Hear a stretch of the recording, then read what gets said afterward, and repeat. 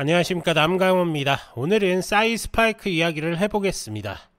요즘 이 종목 뉴스가 연달아 터지면서 시장이 조금 시끌시끌합니다. 핵심은 세 가지입니다. 첫째, 토론토 벤처거래소 상장사 마이자 3벤처스와의 자산이전 빅딜이 이제 막바지에 왔다는 것. 둘째, 클리어 마인드와 함께 폭식 행동 등 중독 치료를 노린 미국 특허 출원이 공개됐다는 점. 셋째, 이 두 소식이 단기 주가를 완전히 흔들고 있다는 겁니다.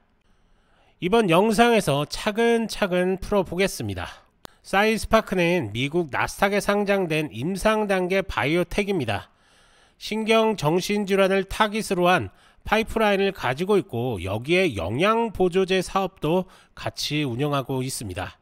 이번에 이들이 움직인 핵심은 구조 재편입니다.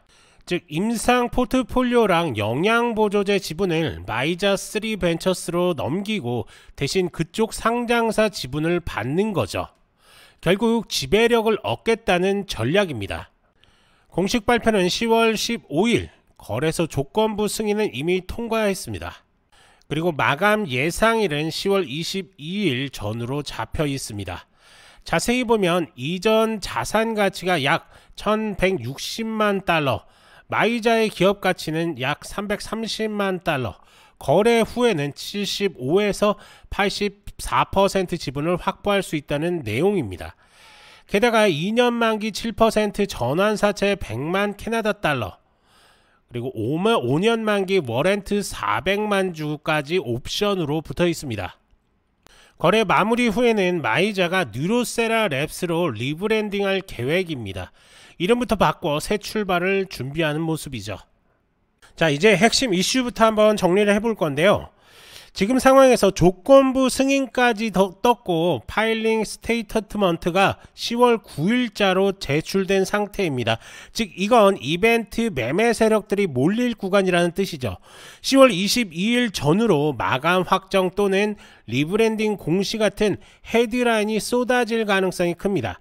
이럴 땐 한순간에 호가가 뚫릴 수가 있습니다. 구조적으로 보면 사이스파이크는 그 딜로 상장사 지분을 얻어 밸류 재정의를 노리는 겁니다. 하지만 이건 단기적 기대감일 뿐이고 결국 임상 진전이나 실질 매출이 따라와야 진짜 가치가 붙는다 라고 이렇게 기억하시는 게 가장 중요한 포인트입니다. 앞서 설명드렸던 두 번째는 특허 출원인데요.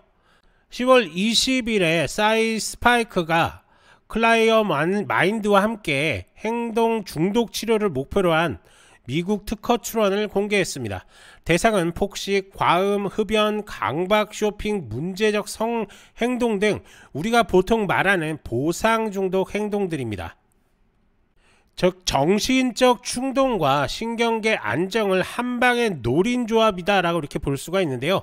다만 이건 아직 연구 단계입니다. 상용화까지는 임상 설계라든지 안정성 검증, 효능 데이터 축적까지 꽤 오랜 시간이 걸릴 것으로 보입니다. 자, 우선 딜 발표 전으로 사이스파이크 주가는 그야말로 롤러코스터였습니다. 나노캡답게 하루에 30% 급등, 다음날 조정, 이런 패턴입니다. 조건부 승인과 리브랜딩 소식 그리고 지배력 이슈까지 헤드라인이 쏟아지니까 거래량이 단기간에 폭증을 했죠. 지금 같은 상황에서는 체결 강도, 누적 거래량, 호가 공백을 꼭 확인하셔야 합니다. 특히 나노캡은 슬리피지가 커서 순간 손실이 크게 날 수가 있기 때문에 그렇습니다. 자, 우선 차트를 한번 보겠습니다. 지금 보시는 것처럼 엄청난 급락 이후에 롱 시그널이 나왔고 그 다음에 거래량이 터지면서 급등이 나왔습니다. 그리고 나서 다시 한번 거래량 터지면서 추가 상승, 그 이후에 하락 패턴, 그리고 다시 한번 반등 나오는 그런 모습 확인할 수가 있습니다. 자, 보시는 것처럼 이때 롱 시그널이 나왔기 때문에 추가 상승까지 나왔고 숏 시그널 이후에 롱숏이 지금 번갈아 가면서 지금 나오고 있습니다. 그만큼 이런 자리는 위험한 자리다 라고 이렇게 볼 수가 있는 건데요. 그래서 지금 보시는 것처럼 어저께 롱 시그널이 나왔지만 이 자리에서 바로 들어가라 말을 못하는 이유가 단기적으로 한 번 더 흔들릴 가능성이 충분히 존재합니다. 그렇기 때문에 지지 구간이 완벽하게 형성이 된 이후에 들어가도 늦지가 않다. 즉 이 지표를 따라서 들어갈 수는 있지만, 왜냐면 이 지표대로 롱 시그널 때 매수가 들어가고 숏 시그널 때 매도한다면 빠르게 대응이 가능하실 겁니다.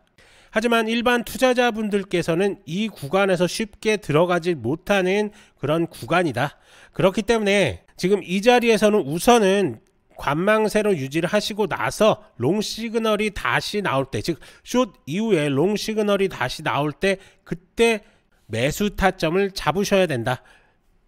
이게 지금 사이 스파이크의 가장 큰 핵심 포인트입니다. 결국에는 우리가 이런 해외 주식을 보는 이유가 정확한 매수 타점과 매도 타점을 잡기 위한 거기 때문에 지금 현 시점에서는 빠르게 대응, 즉 단기 대응이 가능하신 분들은 접근이 가능하시지만 단기 대응이 힘든 분들한테는 지금 자리는 조금 위험한 자리가 될 수 있다 라고 이렇게 말씀드릴 수가 있는 겁니다. 하지만 어느 정도 지지력 테스트가 끝난 이후부터는 추가 반등 나올 가능성 충분히 존재하니까요. 그런 것들만 머릿속에 기억하시면 될 것 같습니다. 자, 정리 한번 해보겠습니다. 자, 오늘의 핵심은 이겁니다. 첫째, 토론토 벤처거래소 빅딜은 구조재편의 시그널이 될 수가 있고요. 둘째는 행동 중독 특허는 테마 확장의 시그널이다 라고 이렇게 볼 수가 있습니다. 그리고 마지막으로 이벤트 앞뒤 48시간은 절대 방심하면 안 됩니다. 그만큼 많이 흔들릴 수도 있다 라는 것을 꼭 기억하시길 바랍니다. 하지만 이렇게 설명을 좀 드려도 개인 투자자분들이 혼자서 이렇게 접근하기 쉽지는 않으시죠. 그러면서 급등 종목들 수익 찬스들을 놓치시는 경향들이 좀 있는데요. 그렇기 때문에 전문가의 도움이 절실히 필요하실 겁니다. 이렇게 구체적인 매매 전략들이 좀 필요하신 분들은 자, 더보기란에서 이렇게 문의 남겨주시면 저희가 하나하나 자세하게 도움을 드리도록 할 테니까요. 언제든지 문의 남겨주시면 됩니다. 그리고 제가 이렇게 대화를 하다 보면 사이 스파이크를 이런 고점들에 묶이신 분들이 참 많으신 것 같습니다. 그런 분들 역시 문의 남겨주시면 저희가 하나하나 대응 방법에 대해서 자세하게 설명을 드릴 테니까요. 부담 없이 연락 주시면 됩니다. 이제 중요한 건 여러분들의 선택입니다. 뉴스, 차트, 모멘텀이 동시에 들어올 때 이걸 잡는 게 실력입니다. 좋아요, 구독 부탁드리고 문의 남겨주시면 도움 드릴 수 있는 것들 최대한으로 도움 드리겠습니다. 저는 남강호였고요. 다음 영상에서도 빠르고 정확한 정보로 다시 찾아오겠습니다. 감사합니다.